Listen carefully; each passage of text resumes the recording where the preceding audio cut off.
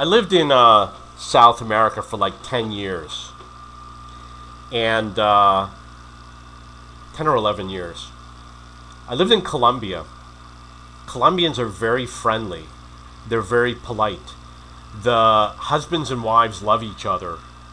And the kids, in general, the kids are well behaved. If you see Colombian family with their kids, the kids are usually well behaved. Not always. If like they're all by themselves, maybe not. Very polite people, very trustworthy. If a Colombian says, "Oh, I owe you $100, and even though we're strangers, I'll come back tomorrow. I'll bring you the $100." They will come back with the money. If you go to a restaurant and their credit card system doesn't work and you don't have any cash, they'll say, "Oh, come back tomorrow." So they're very trustworthy, and the men were always talking to me. They were very interested. They love the United States. They talk about the United States all the time. If you ride in the cab, the chances that the radio is talking about the United States is very high. And if you give them a tip, you give them a 5-cent tip, they're overjoyed, they're overly thankful. So in the Philippines, I lived in the Philippines for 6 years. It's the opposite. It's like being in the mafia. They're all gangster. You know, if you owe somebody 5 pesos, they'll threaten to beat you up, and they'll say, "I got a brother, he will kill you." That's their attitude. And they're very angry people. They're not polite at all. They're very rude. They're very socially inept. Like, if there's a woman sitting at a table, and let's say there's only one table left, and I sit at that table, if she sees me, she will get up and she will leave that table. They will not sit at a table adjacent to a table that I sit in, or they'll get up and they'll sit with their back to me. They won't sit facing me. If they're waiting in line at like 7-Eleven, and they turn around and see me standing, and I'm just minding my own business, they turn around and see me, they will leave the line. And if there's a line and the woman is first, or even the man, if they're first, but because of the way all of the shelves line up, you can't get behind them, and you wait for them to go, they won't go, even though they were before you. And if you say, "Oh, go ahead," they won't go. They won't stand beside you. If you're at the counter buying something and they're finishing up your transaction, you put your money in your wallet, you got to put the stuff in the bag, you pick up the bag, they will not stand next to you. They keep their distance far away, and they wait for you to leave. And I once, I didn't have my glasses. I was looking to see if they had AA batteries. The woman took her child and moved her to the other side of her body. It was like an 8-year-old girl or something. And I'm like, "Lady, I don't know what you're thinking. I'm just checking, look for the battery. This is at the counter." And there's a register here and a register here. I was at one register, she's at the other. She freaked out because I was standing next to her child. And it's like, tell your child not to stand there next time. But that's the way they are. They've got all sorts of problems. You don't know how many times, every time I go sit to eat somewhere, if the woman is facing me and there's a man, she asks the man to switch. And the guys do it. They don't know why they want to switch. It's because they can see me is the reason why. If I sit behind them, they don't care. They want their back facing me all the time. I have videos where I'm walking through neighborhoods and you see all the women turn around, all their backs are turning around. Oh, the point of this video is that you cannot trust Filipinas or Filipinos with money. If they say, "Oh, I'll pay you back tomorrow," you're never getting that money back. And it doesn't matter if it's 50 cents or $50. They will insist that they never borrowed the money and they never owed it to you. They will scam you. They scam people all the time. A woman once, checking the time, I had swimsuits that I bought to film with because I'm a photographer. I never used them. They were difficult to find. They were expensive. And they were a good brand. It was a Speedo brand. They were really nice looking swimsuits.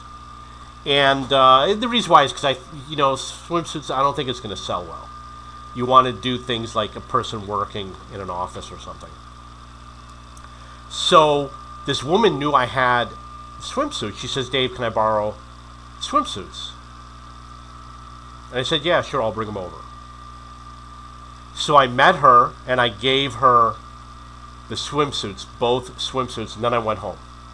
The next day, she calls me from the resort. She says, Dave, we want to buy the swimsuits. We'll give you, what amounted to like $20, she said. And I said, no. That first of all, they cost me a lot more than that. They still have the tags on them. You can see from the tags they cost a lot more. They were difficult to find. I still want to use them. They're brand new. I don't want to sell them. You know what she did? She took them anyway. And then she gave me like $20, even though maybe I spent $60. That's the way it is. That's the way these people are. And then they'll insist that it never happened. There's a woman who owes me $120 for plane tickets. The way she talks, she says, oh, I want you to go on this trip with us. That means she expects you to pay for everything. On the trip, she starts, oh, we don't have money for gas. Oh, we're stuck here. The kids don't have money for food. I ended up paying for everything. And the issue with the plane ticket, she says, oh, do you mind if I come over and use your computer? I need to book a flight. And then when she said, oh, I don't have the money, and it has to be done, the person has to be here tomorrow.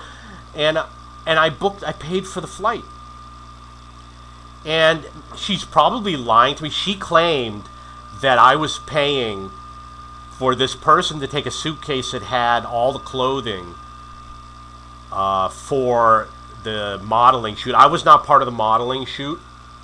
She hired another photographer, and her kids were in it, and other people I know kids were in it, and they had to drive like 6 hours to get there. She might have lied to me, and maybe there was no luggage, and maybe it was just to pay for her friend to show up. But I paid for the ticket. She never gave me the money back. And if I call her today and say, you remember that you owe me 6,000 pesos? I don't owe you 6,000 pesos. That's what she's going to say. And I know because I've already gone through this with her many times.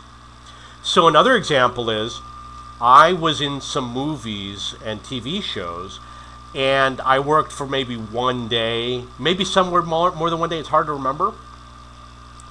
Because I'm a foreigner, they pay me immediately. And the Filipinos, they pay them after 30 days. Because the foreigners, they come from out of town and things like that. This woman who was a swimsuit woman, who's lied to me many times, wanted to borrow money from me. This is another story. She said to me, Dave, can I borrow the money from you? I was like, no. She said, well, I need the money. I'm going on a trip. Where are you going to? I'm going to Malboa. Oh, you're going to a resort. Yeah, but, I planned this for a long time. No, it's my money. You have to give me my money. And she claimed that the company could not pay me directly. I know she's lying. They will lie about money all the time. They lie about money, and they lie about the traffic, about being late, because they're late all the time. So she tried to keep the money, and when I went to, she claimed that it had to be deposited in her daughter's account. And when I went to go pick up the money, she started for an hour. It took an hour for her to give me the money. She was practically begging me. She wanted me to lend her money for her daughter's cancer surgery. And I'm like, your daughter is dating a foreigner. The street you live on is named after your family. You own land, and you said someone offered you $50,000 to put a cell tower on it. Put the cell tower, sell your land to get the money for the cancer research. Or your daughter who doesn't talk to me, who ignores me, tell her to ask her boyfriend, who is a foreigner. But that's the way it is. They cannot be trusted with money. And if they say, oh, we're going to meet at 1 o'clock at the studio, they're going to show up at 2 o'clock because they think you're not going to show up. So you got to show up at 1 o'clock, and then if they don't hear you complain, then they know you didn't go, so they don't go. By 1:30, if you're not complaining, hey, how come you didn't show up? How come you're not here? They'll say, oh, I'm 5 minutes away, and then they show up an hour later. They're still at home waiting for your call. That's the way it is. They did that in Colombia, too. So very untrustworthy. They lie all the time. They lie so much that they presume that you lie. When you go there, anything you say, they call you a liar. Are you married? No. Liar. I've been called a liar so many times by that's the first question they ask, and they call me a liar immediately. They're crazy.